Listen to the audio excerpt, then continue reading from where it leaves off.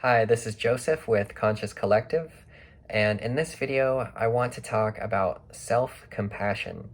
So this is something that I feel is essential for everybody to practice, really, and it's something that I'm continually learning more about and getting better at with myself. And it's really just being more kind, gentle, and loving towards yourself. And as simple as this sounds and as simple as this is, it's something that's really difficult for a lot of people. We tend to have this really dominating voice in our minds that's this sort of a bully, kind of an inner critic that's always scanning ourselves, comparing ourselves to others or to our ideals and expectations that we have of ourselves. And in doing so, creating these feelings of unworthiness, of guilt, of shame, of pressure, of stress, and just this heavy weight that so many of us carry because of this inner critic and the way that we are speaking to ourselves, the way that we are relating to ourselves in this negative, critical, judgmental way. And so we don't have to do that. We don't have to experience life in that way. We don't have to experience our days judging ourselves, punishing ourselves when we don't live up to our crazy ideals and expectations or the crazy ideals and expectations of society. So the way that we can sort of flip this script and change this narrative is through the practice of self-compassion, through the practice of being kind and loving towards yourself. So there are many ways that this can look. There are many ways that you can do this, but one way that I really enjoy is to do it in meditation. And of course, we'll carry this out of meditation into our day-to-day life, but it is really helpful to just sit down and take some deep breaths in and just give yourself some time and space to be in silence and to observe yourself. And as you do this, different emotions will arise, different thoughts will arise, different stories in your mind will arise.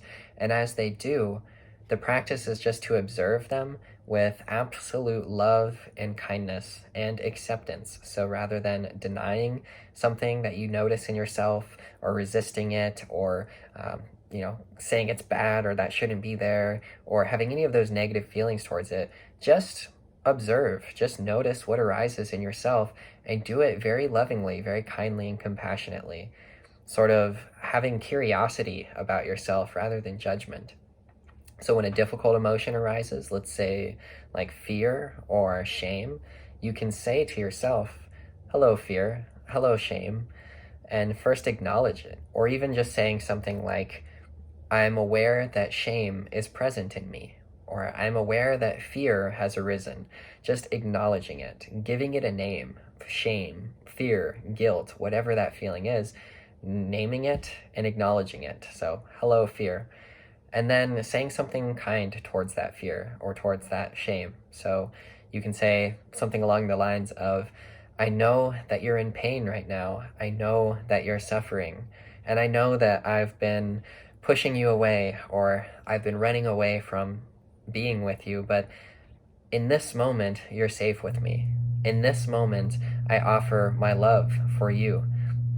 Something like that. And even if it sounds a little cheesy, a little corny, just do it. Just say these loving words towards this emotion, because usually negative emotions that we have are things that we tend to push away, tend to deny, or ignore or repress in ourselves.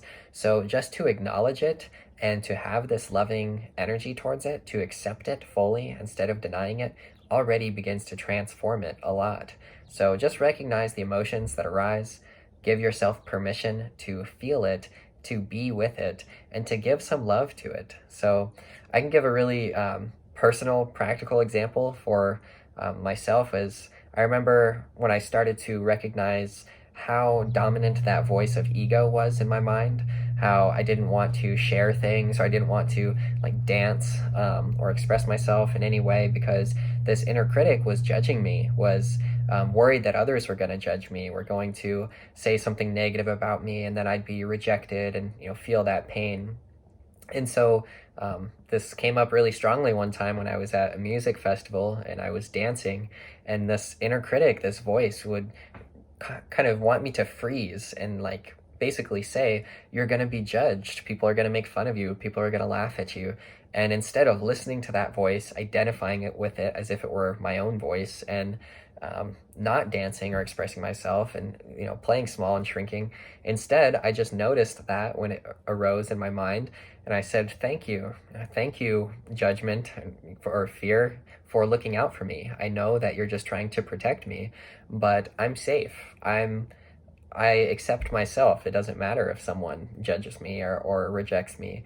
And in doing that, I wasn't denying the ego. I wasn't denying the shame or the judgment that was coming up and saying, you're bad, you shouldn't be there, don't judge yourself. Instead, I said, thank you. I acknowledged it. I said, thanks for looking out for me. I know that you're just wanting to protect me and be safe, but I am safe. I'm happy. I'm content. I'm accepting myself. I'm free. Something to change that narrative. And I find that energy works so much better. If you have compassion and you have kindness towards yourself, then you'll do things out of that kindness. You'll start to form better habits. You'll start to eat better. You'll start to exercise more, because it's what's kind and compassionate towards yourself, not because it's something that you should be doing and you need to punish yourself for when you're not doing it. So I know the majority of people, so many of us, experience this on a regular basis. We experience this negative inner critic, this negative voice telling us in one way or another that we're not good enough, we don't look good enough. We zone in on our physical features. You're too fat, you're too short, you have a pimple, whatever it is. And it causes us to just live in this experience of suffering, of misery, of negative emotion.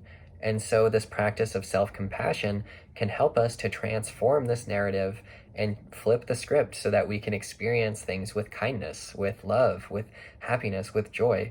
You don't have to be your enemy. You can be your best friend. You can be your greatest supporter. You can say positive things to yourself. And the more that you do this, the more it reinforces the pattern, and the more it becomes a more natural way of being. And the more you learn that things aren't such a big deal. You can accept yourself with whatever you're feeling. So, or whatever you've got, like if I have some pimples on my face, I don't have to hide from the world. I don't have to deny that or, feel shame or guilt about it. I can just be like, hey, yeah, I got some pimples on my face. That's it. It doesn't have to be so heavy and so serious. And it's because, in this scenario, I am accepting of those pimples. I'm accepting of whatever is arising.